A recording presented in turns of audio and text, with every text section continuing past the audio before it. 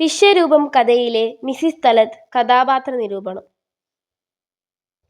ലളിതാംബിക അന്തർജനത്തിന്റെ വിശ്വരൂപം എന്ന കഥയിലെ പ്രധാന കഥാപാത്രമാണ് മിസിസ് തലത്ത് എന്ന താഴത്ത് വീട്ടിൽ കുഞ്ഞിക്കുട്ടിയമ്മ. ഒരു സ്ത്രീയുടെ ജീവിതാവസ്ഥയെ ഒരു നാണയത്തിന്റെ ഇരുപുറം എന്ന രീതിയിൽ ഇതിൽ ആവിഷ്കരിച്ചിരിക്കുന്നു. സാഹചര്യങ്ങൾക്കനുസരിച്ച് ജീവിക്കുന്ന മനുഷ്യൻ ആ സാഹചര്യം മാറുമ്പോൾ എങ്ങനെ ജീവിതത്തെ നോക്കിക്കാണുന്നു എന്നും അതിന്റെ പ്രതിഫലനം എന്തെന്നും കഥയിൽ വ്യക്തമാക്കുന്നു. ഒരു സാധാരണ കുടുംബത്തിൽ ജനിച്ചയാളാണ് കുഞ്ഞിക്കുട്ടിയമ്മ.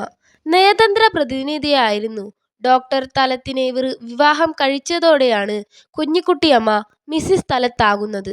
ഭർത്താവുമൊത്ത് ജീവിക്കുന്നതിനിടയിൽ അവർ മാഡം തലത്താകുന്നു.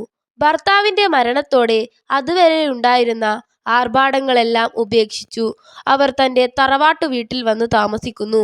ഇപ്പോൾ അവർ മാഡം തലത്തല്ല, താഴത്ത് കുഞ്ഞിക്കുട്ടിയമ്മയാണ്. ഇങ്ങനെ ഒരു സ്ത്രീയുടെ ജീവിത പരിണാമങ്ങളെ അവരുടെ ജീവിത സാഹചര്യങ്ങളുമായി കൂട്ടിയിണക്കി അവതരിപ്പിക്കുകയാണ് കഥയിൽ.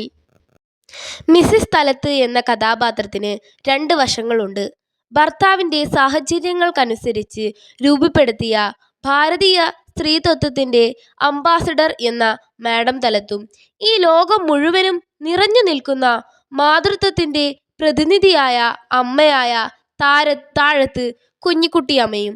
കഥയിലെ മറ്റൊരു കഥാപാത്രമായ സുധീറിന്റെ ഓർമ്മകളിലൂടെയാണ് മാഡം തലത്ത് എന്ന കഥാപാത്രത്തെ വായനക്കാർക്ക് മുൻപിൽ അനാവരണം ചെയ്യുന്നത്. അലങ്കാരത്തിന്റെ അന്തസ്സും സൽക്കാരത്തിന്റെ ഔചിത്യവും സംഭാഷണ രസികതയും സർവോപരി തലയുയർത്തി പിടിച്ചുള്ള ചടുലമായ അംഗവിക്ഷേപണങ്ങളും അവരുടെ മുഖമുദ്രകളായിരുന്നു.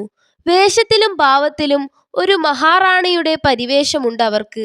ഡോക്ടർ തലത്ത് മാഡം തലത്തെ കുറിച്ചു പറയുന്നത്, ഡോളിയില്ലെങ്കിൽ ഞാൻ വെറും നിഴലായേനെ.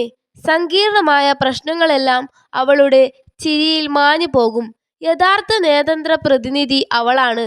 ഭർത്താവിന്റെ അന്തസ്സിനു ചേർന്ന ഭാര്യയായ മിസിസ് തലത്ത് എല്ലാവരുടെയും പ്രശംസ പിടിച്ചുപറ്റി. എന്നാൽ അവരുടെ ജീവിതത്തിൽ അവർക്ക് പിഴച്ചുപോയത് മക്കളുടെ കാര്യത്തിലും സ്വന്തം അമ്മയുടെ കാര്യത്തിലുമാണ്.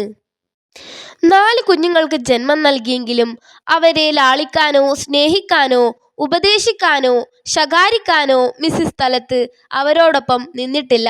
അതുകൊണ്ട് തന്നെ വാർദ്ധക്യത്തിൽ തന്നെ ഒറ്റയ്ക്കാക്കിയ കുട്ടികളോട് അവർക്ക് പരിഭവവും ഇല്ല.